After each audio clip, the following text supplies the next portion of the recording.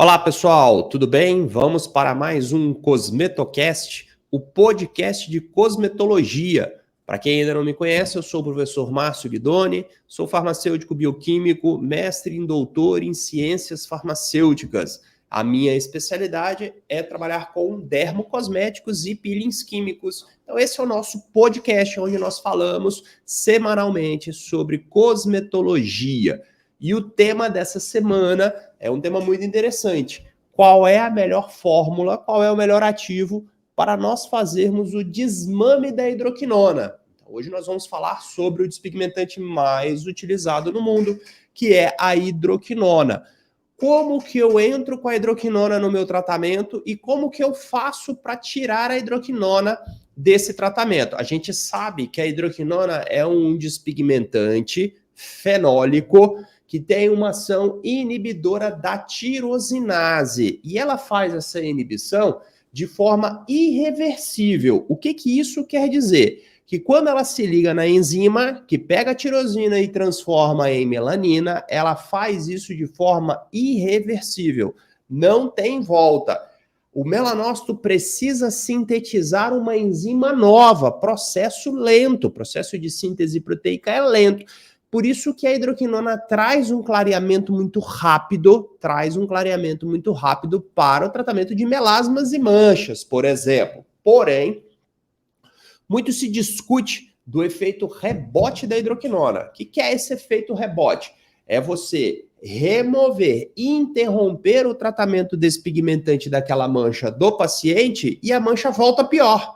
Mas por que isso acontece? Ora, se ela leva uma inibição irreversível e força o melanócito a se adaptar, ou seja, eu forço essa célula a sintetizar mais enzimas, porque as que existem estão inibidas pela hidroquinona, se simplesmente eu tirar o inibidor, esse processo passa a ser mais dinâmico, ele passa a ser mais acelerado.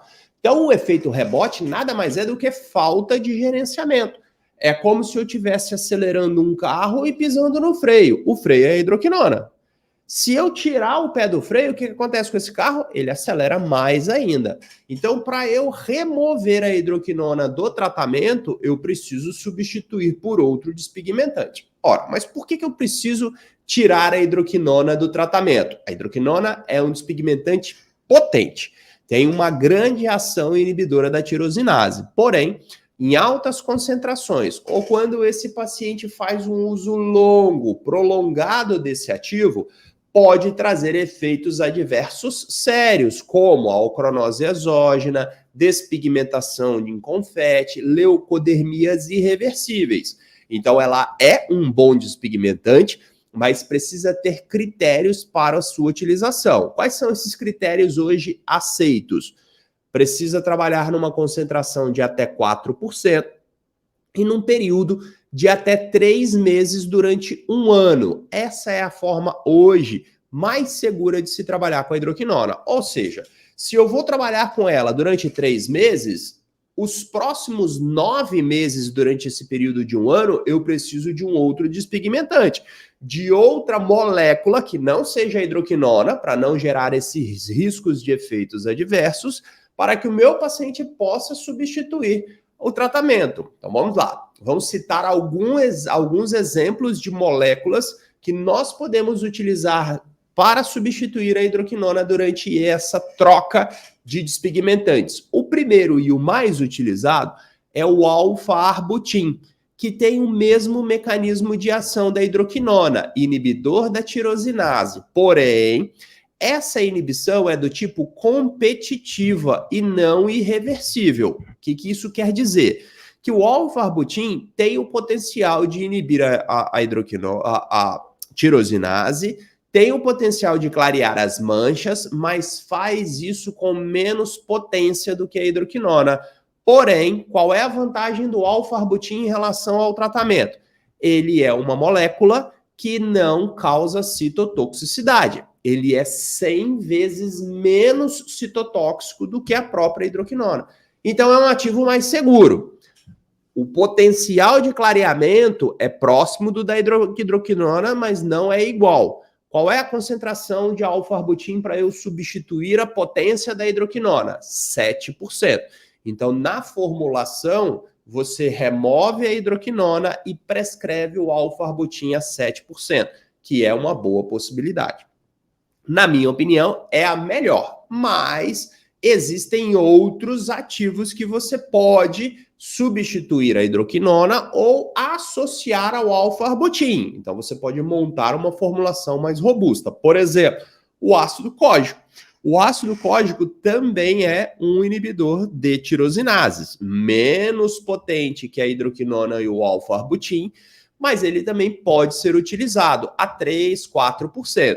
Além do mais, o ácido cógico é um quelante de cobre, então ele sequestra esse metal importante para a ação dessa enzima tirosinase. Então é uma outra opção. Um outro ativo que a gente pode trabalhar e que ele é bem aceito para substituir a hidroquinona é o metimazol a 5%.